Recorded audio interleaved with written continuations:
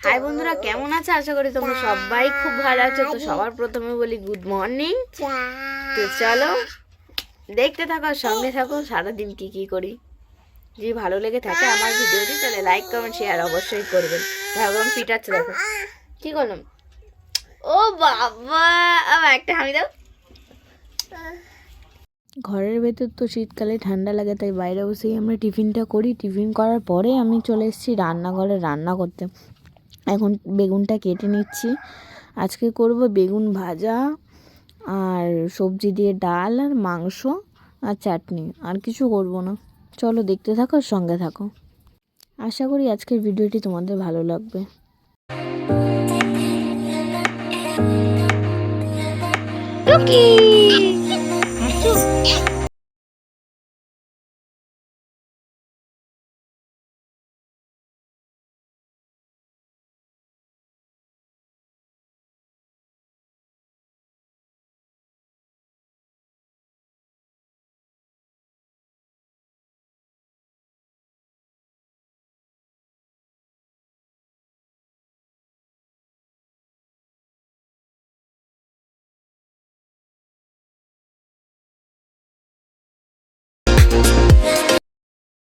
বিকালে বাইরে বসার পরে ঘরে এসে ঘুমিয়ে গেছিলাম, তো দেখাতে পারিনি। চলো এখন সন্ধেবেলা হয়ে গেছে, চা করা যাক, চা খাবে মা। এখানে রাতের জন্য রুটি করে নিচ্ছে, রাত্রেবেলা রুটি আর মাংস খাবো।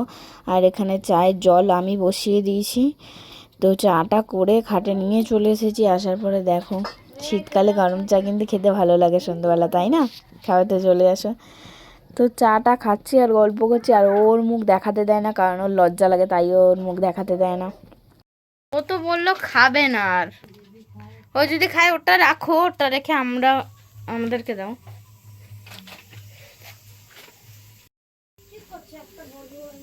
একটু চামচ দিয়ে উঠাও আমার পিঠাটা। ভাত তোরটা পিস।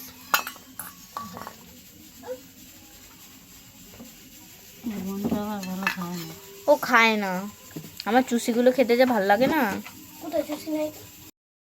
আমাকে একটা পিঠা দেবো আর দুটো চুষি দেবো। আবার পিঠা খাওয়া, পিঠা পাপাই। পিঠে পড়বে, তোর পিঠে তো আগেই পড়বে।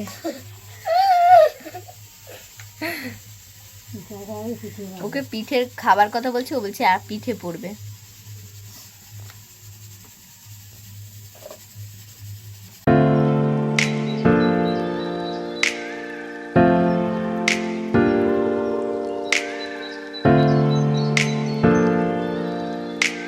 আমরা পৌষ সংক্রান্তির আগেই পিঠা খেয়ে নিচ্ছি। মা পৌষ সংক্রান্তি কবে পড়বে মা?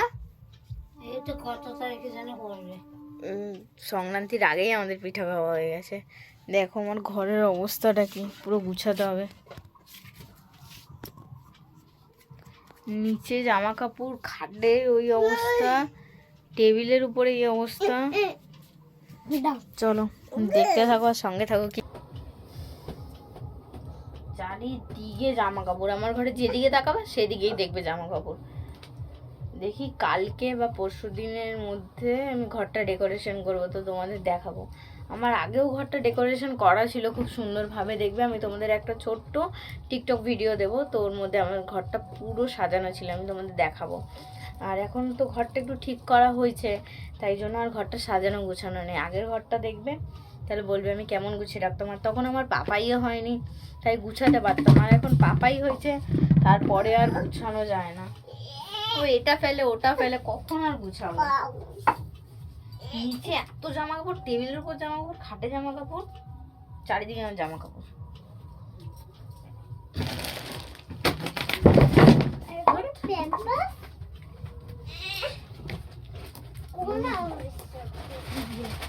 এখন উঠবে চারিদিকে, যেদিকে তাকাবে তোমরা সেদিকে দেখবে আমার জামা কাপড়। কত ছোট্ট বেলনা চেকি, দেখো এটা আমার পাপায়ের খেলার বেলনা চেকি। পাপাই এই যে সিঁড়ি সর, ওটাকে চেপে দিচ্ছিস, ওটা চেপে দিচ্ছিস। ওকে বেলো ভালো করে। শোনো, এটা নিয়ে যাবি রাখো, ঠিক আছে? এই যে হয়েছে, শোনো এটা পড়া। কিছুদিন আগে 15 দিন থেকে 25 দিনের মতো, 15 দিন না 25 দিন বা 20 দিন এমনি হবে, ঠান্ডা লেগেছে, ঠান্ডা কমে না। ছেলেকে ওষুধ খাবিয়েই যাচ্ছি, অ্যান্টিবায়োটিক চলছিল, ঠান্ডা কমে না। যাও 2-3 দিন ঠান্ডা কমেছে, তার মধ্যে আবার হ্যাঁচি দেওয়া শুরু করছে। একবার ঠান্ডা লাগলে ছাড়তে চায় না। আর যতদিন না ওদের 1 মাসের কাছাকাছি হয় ততদিন বাচ্চাদের ঠান্ডা কমে না। আমি জানি না কার কি হয়, আমার পাপায়ের তো কমেই না। ঠিক 1 মাস হবে, তারপরে কি আমার পাপায়ের ঠান্ডা কমবে। আর এই মোজাটা দেখো কত ইউনিক, আমার বাবা কালকে এনে দিয়েছে, মানে আমার দিদি হাতে তৈরি করে পাঠিয়েছিল। এটা হলো এমনি এমনি এমনি এমনি এমনি, দেখো এটা পরিয়ে দেখাবো পাপাইকে। মোজার নিচটা ঠিক এমনি হবে, আর এমনি দুটো।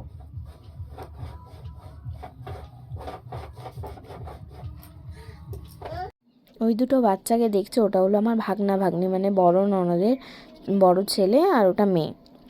ওরা থাকলে আমার পাপাইটা খুব খুশি হয়, খেলে, যখন বাড়ি চলে যায় তখন কাঁদতে শুরু করে দেয়। তো আজকের ভিডিওটি এই অবধি। যদি ভালো লেগে থাকে তাহলে লাইক কমেন্ট শেয়ার কিন্তু অবশ্যই করো। আর আমার চ্যানেলের নাম হলো Rima dot trick. Bye, tata. আবার কালকে একটা ভিডিও নিয়ে চলে আসছি আমরা।